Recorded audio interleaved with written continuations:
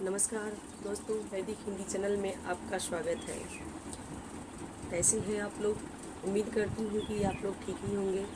आइए आज विकारी शब्द को देखते हैं। तो वे शब्द जिनका लिंग, वचन, कारक, काल इत्यादि के कारण परिवर्तित होता है, अर्थात जिनके रूप परिवर्तित होते हैं, उन्हें हम विकारी शब्द कहते हैं। विकारी शब्द 4 प्रकार के होते हैं: संज्ञा, सर्वनाम, विशेषण और क्रिया। तो सबसे पहले हमें जानना होगा संज्ञा किसे कहते हैं, सर्वनाम किसे कहते हैं, या क्या होता है, या क्रिया क्या है, विशेषण क्या है। तो हम संक्षिप्त जानकारी देंगे। जब हम अलग से वीडियो बनाएंगे एक एक करके संज्ञा, सर्वनाम इत्यादि का, तो उसमें विस्तार से पढ़ाएंगे। तो देखते हैं थोड़ा सा संज्ञा के बारे में। संज्ञा 5 प्रकार के होते हैं। वैसे मुख्यतः संज्ञा 3 प्रकार के होती हैं। अंग्रेजी व्याकरण के अनुसार कुछ विद्वानों ने संज्ञा के 2 भेद और माने हैं, जो द्रव्यवाचक है और समूहवाचक है, जबकि ये कुछ विद्वान जातिवाचक के ही भेद मानते हैं। तो देखते हैं व्यक्तिवाचक संज्ञा, जातिवाचक, भाववाचक, द्रव्यवाचक और समूहवाचक। जब हम किसी विशेष व्यक्ति, वस्तु, प्राणी, स्थान इत्यादि का नाम लेते हैं, या जहाँ पर विशेष व्यक्ति, वस्तु, प्राणी इत्यादि का बोध होता है, उसे हम व्यक्तिवाचक संज्ञा कहते हैं। जैसे हमने कहा महात्मा गांधी, तो महात्मा गांधी मैंने किसी एक व्यक्ति का नाम लिया, तो वो व्यक्तिवाचक संज्ञा। जैसे हमने कहा गंगा नदी, तो किसी नदी का मैंने नाम लिया, तो व्यक्तिवाचक संज्ञा है। तो ठीक इसी प्रकार देखेंगे जातिवाचक संज्ञा। जब हम संपूर्ण किसी भी व्यक्ति, वस्तु, प्राणी इत्यादि के संपूर्ण जाति का बोध करते हैं, जो शब्द बोध कराते हैं, उन्हें हम जातिवाचक संज्ञा कहते हैं। जैसे हमने कहा नदी, तो नदी में बहुत सारी नदियाँ आती हैं, जैसे गंगा, यमुना, सरस्वती।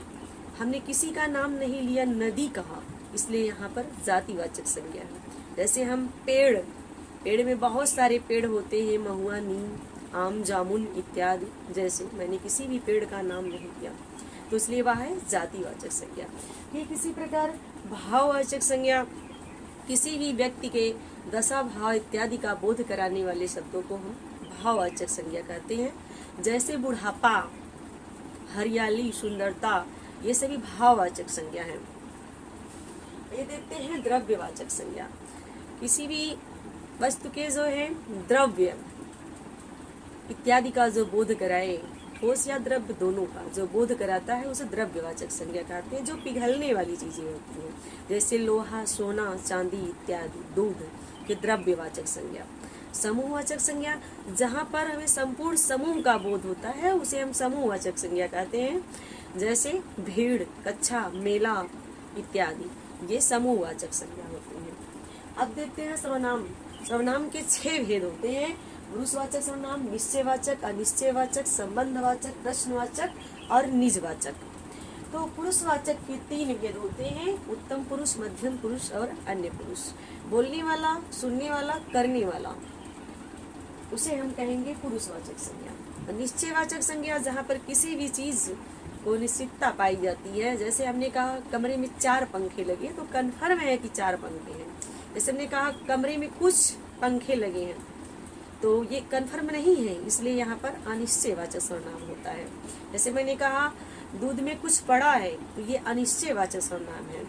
कुछ अनिश्चयवाचक का बोधक होता है। संबंधवाचक, जहाँ पर भी हमें किसी वजह से संबंध स्थापित हो, जैसे यहाँ पे मेरा है, ये संबंध हो रहा है।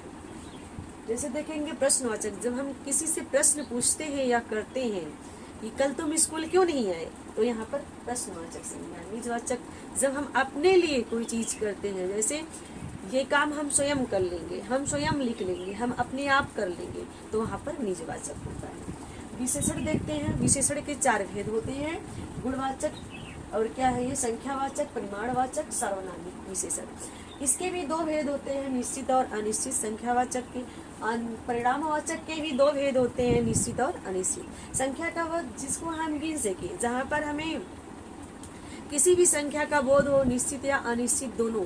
अगर निश्चित है तो वो निश्चित वाचक है, अनिश्चित है तो अनिश्चित वाचक है। जैसे कमरे में 2 पंखे लगे हैं, तो दोनों को हम गिन ले रहे हैं। परिमाणवाचक का मतलब होता है मात्रा, जैसे गज, लीटर, मीटर। 2 लीटर दूध चाहिए, 2 मीटर कपड़ा चाहिए। सार्वनामिक विशेषण किसी भी संज्ञा से पहले जब सर्वनाम आए तो उसे हम सार्वनामिक विशेषण कहते हैं।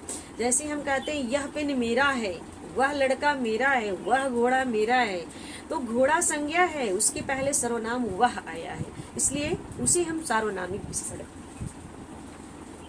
आगे देखते हैं क्रिया। क्रिया को दो आधार पर बांटा गया है। पहला है कर्म के आधार पर, दूसरा है संरचना या बनावट के आधार पर। पहले देखेंगे हम सामान्य क्रिया, इसके आधार पर, संरचना के आधार पर, रचना या संरचना के आधार पर। सामान्य क्रिया, संयुक्त क्रिया, नामधातु क्रिया, प्रेरणार्थक क्रिया, पूर्वकालिक क्रिया, कृदंत क्रिया, और कर्म के आधार पर सकर्मक और अकर्मक क्रिया होते हैं। यहाँ तक हमने जाना संक्षिप्त जानकारी। अब देखते हैं कि रूप परिवर्तित कैसे होते हैं। तो हम देखेंगे, जैसे एक ही शब्द मैं लेती हूँ मैं, जो कि सर्वनाम है, इसे हम कई रूपों में कर सकते हैं।